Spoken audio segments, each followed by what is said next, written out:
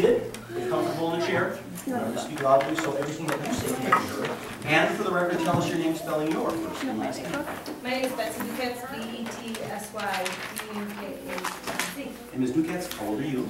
I'm 46. And what is your date of birth? May 18, 1968. And you are married? Correct. To whom? Jeannie. And when did you and Jean get married? Whatever he says. 93. Was it 93? 93. You had it there. And you and your husband and your family live in a home you own in New Berlin? Correct. And you are a school teacher? I am. And your husband is an at-home parent raising the kids? He is. Are you here with your husband asking you to grant you adoption of Cooper? We are. You heard his testimony as to how you learned about his existence, how he came to live with you, and how things have been going since he's been in your home. Is all of that accurate? That is. Did you, as well as your husband and your family, cooperate with Ms. Burnett and her agency for purposes of the adoption study she prepared for this court? We did. This is your second adoption? Correct. Do you understand that the legal and emotional significance of this adoption? Yes. Do you understand that once again you're assuming all of the rights, responsibilities, and obligations of a biological parent? And do you understand that this adoption, like the one with Lucy, is irreversible? It is in fact permanent. Correct. So that Cooper will inherit from your estate and your husband's estate, no different than your birth children or an adopted child.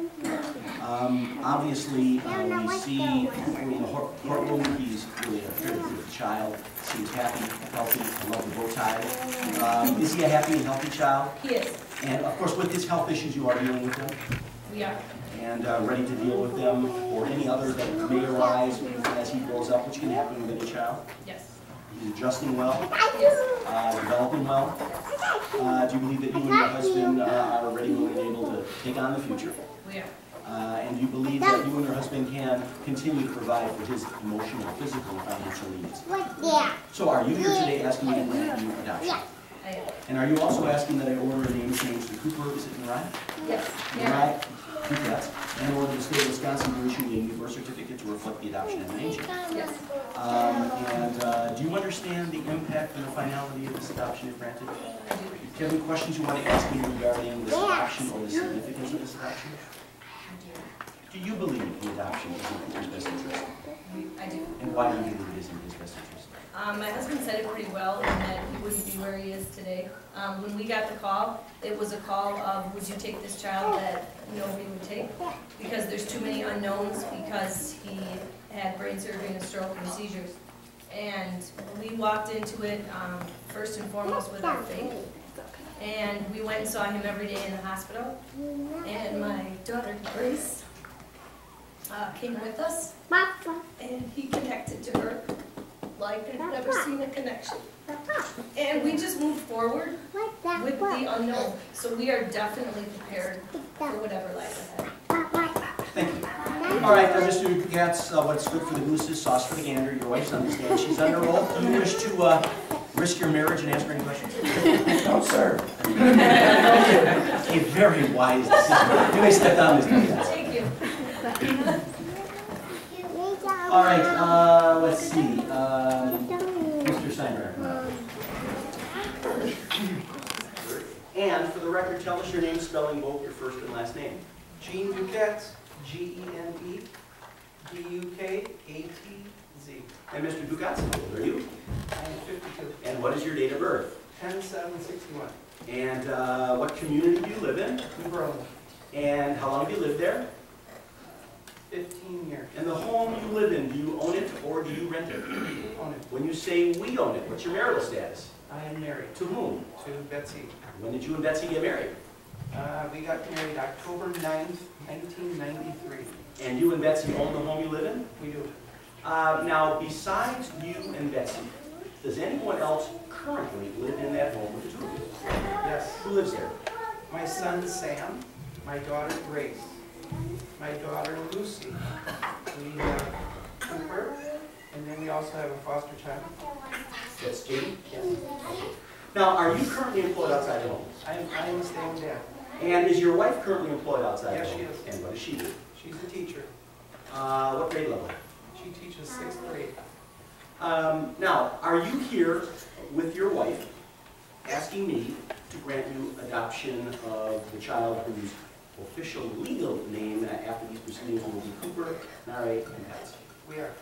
And how did you learn about Cooper's existence in the first instance? We received a phone call from Children's telling us that they had a child that needed to be placed and asked us if we had any interest. And you said, Yes, and so then Cooper came to be placed in your home? yes. So how long has he been there? He has been here since his birthday, January 8th. Now, has he been fully embraced by not only yourself and your wife, but your children, your family members, your friends? Yes. Everyone, including the dogs. Now, did you and your wife and family cooperate with Ms. Burnett and her agency for purposes of the adoption study that she did for the Yes, we did. And you either have, or you probably today will receive, some birth parent medical genetic information. Did you get it yet? We have not received anything. Okay, I assume that's going to be coming shortly.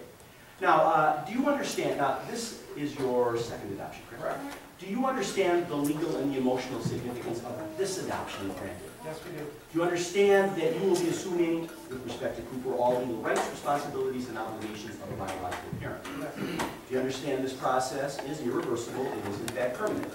Yes. So for example, Cooper would inherit from your estate, no different than your birth children or Lucy, who was adopted. Do you understand that? Yes. They're all on the same plane.